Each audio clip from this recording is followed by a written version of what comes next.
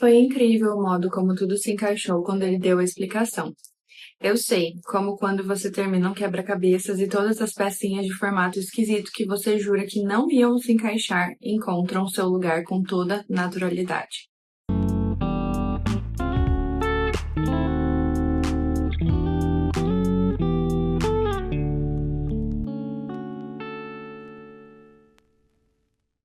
Oi, gente, tudo bem? Eu sou a Bianca do Cabeceira e hoje eu estou aqui para a minha última resenha do ano. Sim, 2025 chegou ao fim e hoje eu vou resenhar para vocês um livro da Agatha Christie. Eu comento já que o livro de dezembro estava escolhido há um bom tempo e por que, então, eu vou falar hoje sobre o Natal de Hercule Poirot, da Agatha. Porque pra mim ele se tornou um livro que é tradição de Natal. Então, todos os anos, desde a última vez que eu li, eu pego pra ler ele no Natal, inclusive vou começar esse ano atrasado, vou começar hoje esse livro. A releitura, na verdade, né, porque eu já li, acredito que umas 2 vezes, mas desde então ele se tornou minha tradição de Natal. Vou falar um pouco mais sobre ele aqui, eu sei que estamos em cima da hora, que talvez você aí que queira ler não vai ter tempo de comprar e ler, a não ser que seja um e-book ou coisa do tipo, ou que você já tenha na prateleira, mas dá pra se programar pro próximo Natal e também nada impede de você ler num tempo aleatório da sua vida e fazer como eu nos natais de tradição. Era pra essa resenha ter saído antes, mas acabou que com a correria de final de ano eu não consegui, então eu estou trazendo hoje na véspera da véspera de Natal. Bom, gente, o Natal de Hercule Poirot é um livro que vai falar sobre o Natal. E o que eu mais gosto nele, por isso ele é minha tradição de Natal, é que ele é dividido, como vocês podem perceber, em alguns capítulos que são dias. Então ele começa no dia 22 de dezembro e vai até o dia 28. Tem somente 215 páginas e é muito rápido para você ler, principalmente se você for ler um capítulo por dia, se atendo aos dias, né, certinho. Hoje, por exemplo, é dia 23, eu já deveria ter lido ontem, começado ontem, mas acabou que eu não consegui. E eu vou ter que ler somente, 50 páginas aproximadamente. Menos que isso, na verdade, porque ele começa na página 9. Para vocês terem uma noção, o capítulo de hoje, somente do dia 23, tem 15 páginas. Então é muito, muito rápido para ler e também porque é um livro muito envolvente. Na verdade, acho que uma das maiores dificuldades é você se ater aos dias direitinho, porque dá vontade de ler tudo de uma vez. Mas já falei um pouco sobre o porquê ele é minha tradição, agora vamos entrar de fato no livro. Bom, gente, esse livro foi publicado em 1938 e ele é um dos livros mais sombrios da Agatha Christie. Aqui a gente vê que a autora está bem avançada em vários sentidos de escrita e que ela traz um ponto muito sombrio para esse Natal. É um paradoxo porque o Natal sempre é visto como uma época acolhedora, com um clima feliz e tudo mais para a maior parte das pessoas. Mas aqui nesse livro a gente tem o contrário, a gente tem um clima de tensão, muitos conflitos e uma convivência ali forçada. Tudo vai acontecer não numa cidadezinha aleatória, como a Agatha Christie normalmente costuma fazer, num país muito bonito, enfim, numa praia linda. Não acontece nesse ambiente, mas sim dentro de uma casa comum como a minha e a sua, em vésperas de Natal e após o Natal, aqui como eu já comentei sobre os dias. Então isso vai acontecer nesse clima acolhedor natalino em uma casa que está se preparando para a ceia de Natal e para a melhor época do ano. Então é muito, muito legal. Esse é um dos pontos que eu amo. Vou confessar que eu não sou muito fã de Natal. Eu tô tentando ressignificar isso na minha vida, mas eu não sou a maior fã do Natal. Não é uma época que eu gosto muito. Eu nunca tive grandes tradições de final de ano. Tanto é que hoje eu tento implementar algumas assim na minha vida, como eu comentei do livro e tudo mais. Mas eu lembro que a primeira vez que eu me senti abraçada assim pelo Natal foi quando eu li esse livro nessa época. Porque de fato, vocês sabem, eu amo a Agatha Christie e ler ela, especificamente nessa época, me fez entrar de cabeça no Natal, apesar de ser um livro tenso. Enfim, então se você, como eu, ama a Agatha Christie e talvez ame também o Natal, você vai gostar desse livro. Bom, essa história então vai se passar em volta da família de Simon Lee. Esse homem é um patriarca rico, um cara bem autoritário, cruel também, a gente já é apresentado dessa forma. E esse senhor resolve reunir a família dele ali para celebrar o Natal na mansão dele. Então, um cara muito rico, com filhos, aí vem as noras, enfim. E o que pode dar errado, não é mesmo? Absolutamente tudo. Eu não sei vocês, não sei como é a família de vocês no Natal, mas sempre acaba saindo uma tretinha ali, outra aqui, uma coisa mal resolvida, ou às vezes tem pessoa que não se bica. Agora pensa isso escalado 3 vezes mais. É o que acontece nesse livro. A gente já sabe que não vai dar certo desde o primeiro momento esse encontro. A gente percebe que não vai ser nada harmonioso esse jantar, essa ceia de Natal. Existem aqui brigas antigas, ressentimentos entre os irmãos, enfim. A gente percebe que eles não estão bem, que existem rixas ali no meio deles. Aquela história de sempre que a gente conhece. Mas quando se trata de gente poderosa, fica muito pior. Então vocês podem imaginar já o clima desse livro. A gente já sabe que não vai rolar, que alguma coisa ruim está prestes a acontecer. Bom, então todos lá na casa, esses 4 filhos chegam as esposas, enfim, todo aquele clima caótico. E acontece um ponto ali, em um momento do livro, onde o Simon Lee, ele fala que o testamento dele vai ser alterado. Então ele solta essa bomba ali no meio do jantar, enfim, todo mundo fica chocado. Pra quem que vai esse dinheiro? Afinal, era muita grana.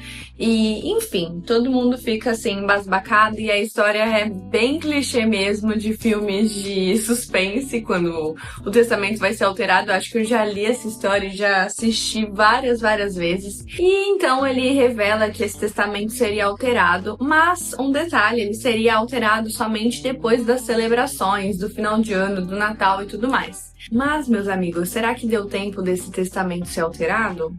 Não sabemos, porque no outro dia, após a ceia de Natal, ele é encontrado morto em seu quarto.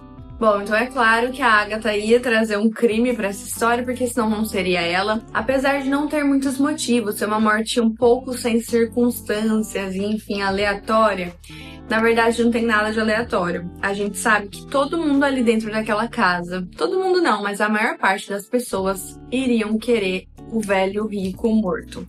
E assim, é aquele famoso crime de espaço fechado, onde uma das pessoas ali dentro é a causadora, é a assassina. Não tinha como ser diferente, tem que ser alguém dali. Não era um ladrão que entrou de fora, não era outra pessoa, enfim, era alguém dali.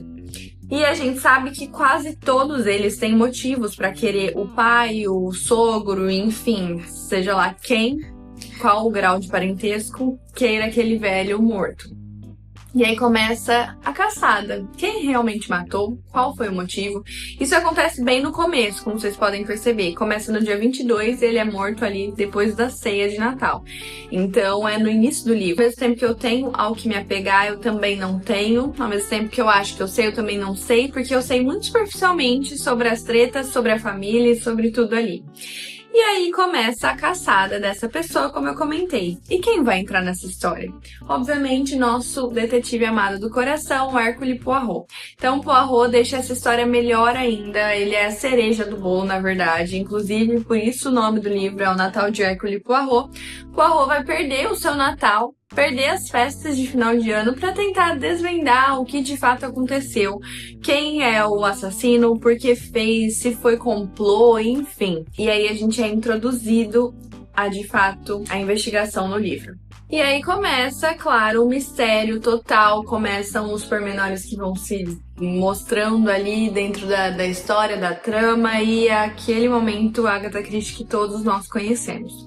Bom, eu até escolhi um trecho específico para iniciar esse vídeo, onde fala exatamente a sensação que eu tenho em ler Agatha Christie, que é como se as peças do quebra-cabeça fossem se montando, apesar de não parecerem que iam se montar. É exatamente o que acontece nesse livro. A gente sabe, parece muito óbvio tudo, parece muito clichê essa história, mas, gente, ela é uma história incrível, principalmente para ler no Natal. Então eu super indico que você pause ali suas festas de final de ano para ler esse livro, porque assim é muito gostoso de ler, e que no próximo Natal você tem a oportunidade de ler, porque com certeza vai fazer as suas festas mais felizes. Mas não é, como eu disse, um livro clichê. Apesar de a história ser muito batida, né, como vocês sabe? Como eu comentei aqui, já vi várias histórias assim, um rico que vai mudar o testamento, aí os filhos todos começam a caçada contra quem vai receber, quem que vai ficar com a maior parte e tudo mais, e aí o velho aparece morto. Muito circunstancial. Então, apesar disso, não é tão óbvio assim. É um livro muito, muito bom, vale a pena. Eu não vou falar muito mais sobre o livro, porque senão eu vou entregar a história, mas fica aqui esse gostinho de quero mais pra vocês. Um dos pontos principais aqui, um dos grandes destaques do livro, tá na forma como a Agatha constrói o clima antes do crime. Eu sei que em todos os livros ela dá um pano de fundo, ela vai apresentando, vai mostrando os personagens, mas aqui é de uma forma bem mais detalhada. A Agatha aqui vai mostrando os conflitos de cada um dos membros da família ali, o porquê um gostaria que o velho morresse ou o outro gostaria, o que realmente aconteceu. E apesar de não serem todas as informações que a gente vai ter para desvendar o crime, a gente tem um bom pano de fundo para perceber que a situação é explosiva, para perceber que em algum momento vai acontecer uma bomba gigante e é o que acontece. Então, assim, a Agatha vai trabalhando isso muito bem. Não é aquele livro que ela vai tacar todos os personagens e vai falar, olha, apareceu um crime aqui, você fica perdido, será que essa pessoa realmente tem relação? Será que é viagem da minha cabeça? Não. Aqui, pelo contrário, ela desenvolve muito bem antes de realmente entregar o crime dela, entregar a investigação. O que pode ou não ajudar a gente a desvendar o crime. Porque, como eu disse, todo mundo ali tinha motivos. Então, ao mesmo tempo que muitas vezes ajuda, pode também trazer mais confusão ainda. Confesso que eu não consegui pegar quem era o assassino aqui. E é claro que outro ponto forte são os detetives, né, da Agatha. Sempre que um detetive entra na história, a narrativa fica muito interessante, porque os detetives, o Hercule Poirot aqui nesse caso, ele não vai olhar somente para as pistas físicas, ele vai olhar para a forma como as pessoas reagem ali ao que está acontecendo, pela forma como, enfim, o crime aconteceu, depoimentos que às vezes se contradizem, pessoas que parecem suspeitas, coisas que parecem até insignificantes, mas que são muito importantes para a narrativa. Então, quando entra um detetive da Agatha na história, tudo fica muito mais interessante. E, particularmente, eu acho que ela escolheu o detetive certo para colocar aqui nessa história. Bom, e a história vai se escalando, se escalando, se escalando, até que a gente tem um grande plot, como todos os livros da Agatha, e a melhor parte pra mim é o momento em que o quebra-cabeça é totalmente montado. E talvez um ponto aqui que, como eu disse, possa ficar confuso pro leitor é que muitas pessoas são literalmente só peças do quebra-cabeça. Elas não são muito desenvolvidas, profundamente desenvolvidas. Então, como eu disse, apesar da Agatha desenvolver muito mais do que em outros livros dela os personagens, alguns ainda são só meras peças ali que estão ali para compor todo o cenário, que não vão fazer importância nenhuma, mas também posso dizer que ela não deixa nenhuma ponta solta, tá? Tudo que ela coloca aqui no livro tem motivo.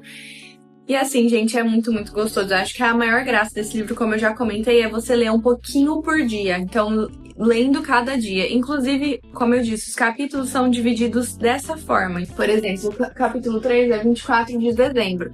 Ele é um pouco mais longo e aqui dentro ele até tem algumas divisões. Então ele é dividido em partes. Mas, gente, isso aqui torna tudo muito, muito legal. Pensar que é o mesmo dia da semana que você tá lendo, acho muito satisfatório. Bom, gente, eu acredito que seja isso. Eu dou 4 de 5 estrelas para esse livro, talvez 5 de 5, na verdade, porque é um livro realmente que eu gosto muito, se tornou minha tradição de Natal, como eu comentei, e eu acho que é um livro, apesar de pesado, muito leve para ler nessa época. Então, assim, um livro que vai te prender. Se você tá procurando um livro agora para esse final de ano, para encerrar o ano, que vai te prender, que você tenha certeza que ainda vai terminar em dezembro, eu super te recomendo o Natal de Hercule Poirot. Talvez você esteja aí procurando um livro para preencher a sua lista de leituras desse ano, enfim, bater a meta que você se propôs, coisas que nós, leitores, muitas vezes fazemos. Eu super indico, tenho certeza que você vai conseguir terminar, porque ele não é longo, ele é muito prático e muito gostoso de ler. É aquele livro que, como eu disse, você não quer parar no dia específico, você quer ler até o final, tudo em um dia só. Mas a graça modéstia à parte, ela é um pouquinho por dia e sentir no seu Natal um pouquinho do que foi esse Natal caótico aqui da família Lee. Super indico, como eu disse, é uma história batida, mas não é sem graça, não é fraca, muito pelo contrário. Se fosse, eu com certeza falaria aqui, mas é um dos melhores livros também que eu já li da Agatha. E eu super indico. Indico que faça parte do seu Natal nos próximos anos. Acredito que esse ano, como eu disse, não vai mais dar tempo. E que ao longo também desse ano, quem sabe, de 2026, desse próximo ano, você não queira ler antes. É um livro, assim, muito, muito bom e é um dos meus favoritos, que tem todo o charme que eu amo pro Natal. Bom, acredito que seja isso. Espero muito que vocês tenham gostado. Deixa o seu like, comenta aqui embaixo e voltamos no próximo ano. Como será que vai estar o Cabeceira em 2026? Eu deixo aqui pra vocês em aberto, porque acho que essa história não se fechou, mas ainda é uma página em branco para esse próximo ano.